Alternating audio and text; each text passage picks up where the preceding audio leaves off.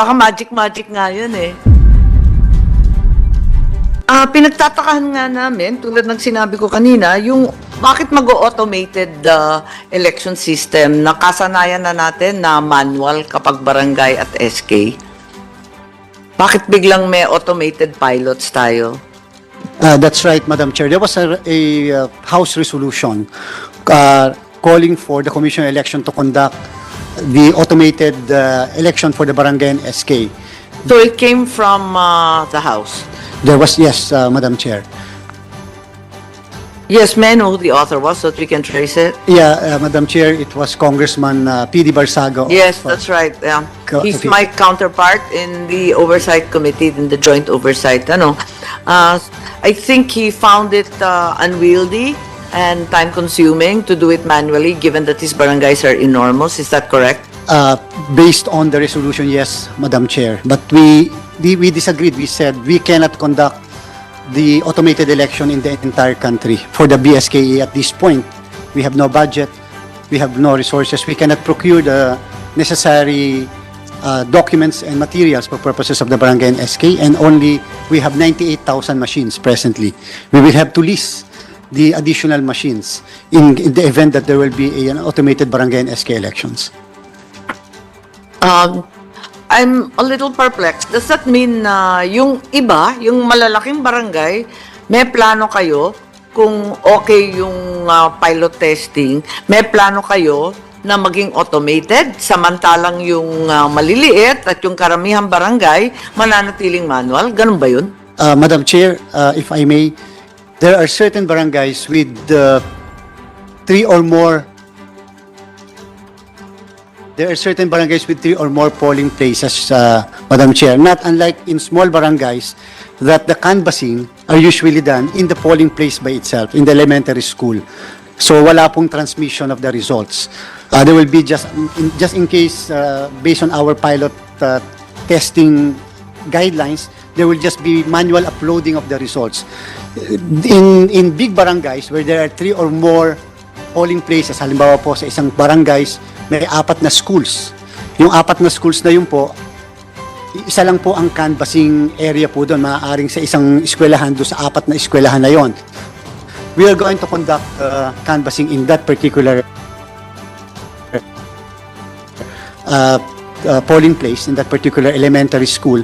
So we have to manually upload the results from the 3 barangays, so that this will be consolidated in that polling. Yes, I understand. But if you're going to automate it, yung transmission, yung voting, automated. Yes, sir. Pagkatapos yung transmission dun sa canvassing precinct, Manual. automated din? No, Your Honor. Manual uploading only.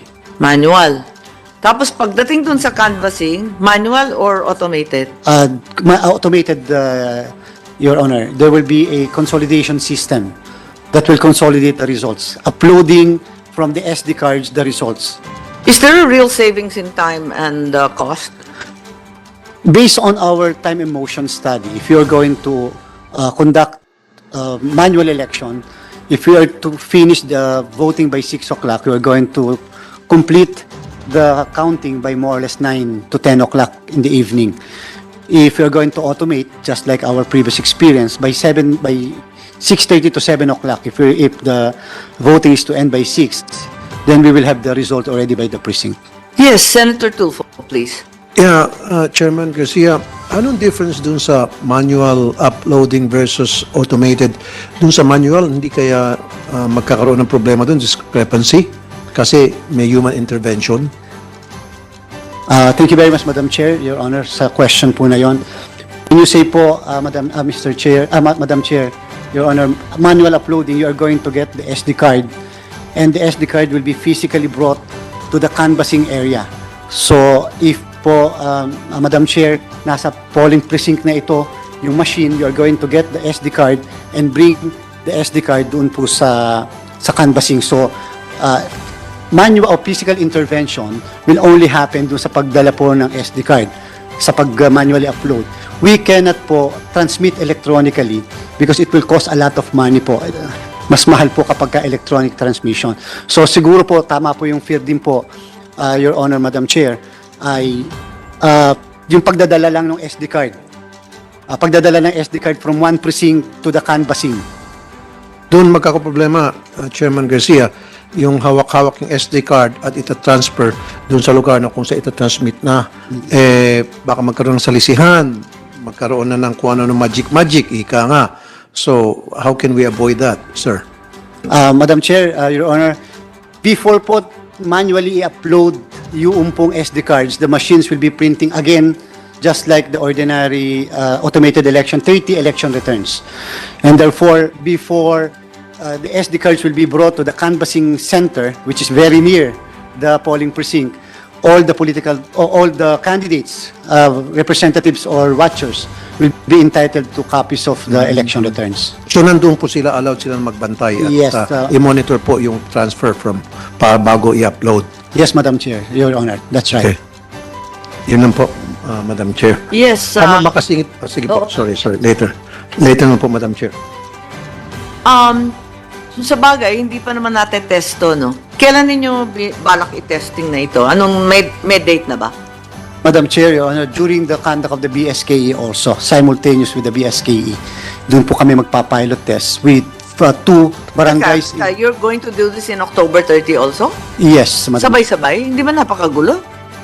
We are going to have only 3 places. No, but I'm confused. Is this a pilot or if you're doing it on the same date, it's the actual election? Yes, Madam Chair. Tama ba yun? Aren't you required to pilot all new experiments? Madam Chair, we can always pilot outside. Didn't you pilot it previously? I've never heard of a pilot during the election at the same time with the same results. That's no longer a pilot. Yes, Your Honor. Only in 2 places in Dasmariñas, Cavite, Paliparan, and one in a very large barangay, and in Project 6. Of trying another way of doing things aside from the purely manual method that we've been accustomed to. Pero, kung ite-testing yan, dapat naman unahin sa election, no? Huwag naman mag-testing during the election, nakakatakot naman yata yan. Baka magic nga yan eh. Hindi pa tayo sigurado kung paano mag-work. Siyempre, iron out pa yung detalye, yung transmission, sino magbibitbit niyan. Ang COMELEC, wala na naman sasakyan. Kanina naman sasakyan ilalagay yung mga SD cards na mahiwaga. Can we please not pilot during the election proper? Actually, Your Honor, that's right. We merely approve in principle the NBank, the conduct of automated BSKE in 3 areas, but NBank had not yet approved the guidelines for the conduct. And therefore, during our discussion by the NBank, I do not want to preempt the action of the NBank. Definitely, surely a member or members of the NBank will raise this issue that we should conduct the pilot test ahead of the BSKE. Yes, we've piloted every single experiment that the COMELEC has undertaken. And these are very large places, di ba? Dasmariñas, Cavite, isa na yun. Ang lalaki ng barangay sa Quezon City, itong Pasong Tamo ang nandito. May ikatlo pa raw o talagang dalawa lang to? Dalawa lang po, Mr. Yun na Chair. kinakabahan kasi yung mga taga Quezon City at yung Dasmariñas kung paano gagawin. Yung pala, eleksyon na mismo. Alalahanin pa natin na October 30 ang eleksyon, undas. So, mas lalong magulo yung panahon na yun. May pilot, may hindi pilot, tapos may papunta rin sa cemetery na milyon-milyon. Paano ba yun? Yes, Madam Chair, we will definitely take seriously the advice of the good the chairperson, because we are going to still approve the guidelines, Madam Chair, and therefore, what we are saying is we are going to pilot in the sense that this is the first time in the history of our Barangay and SK election to conduct automated election in 2 places, but we are going to test whether it is really feasible before the October 30 Barangay and SK election.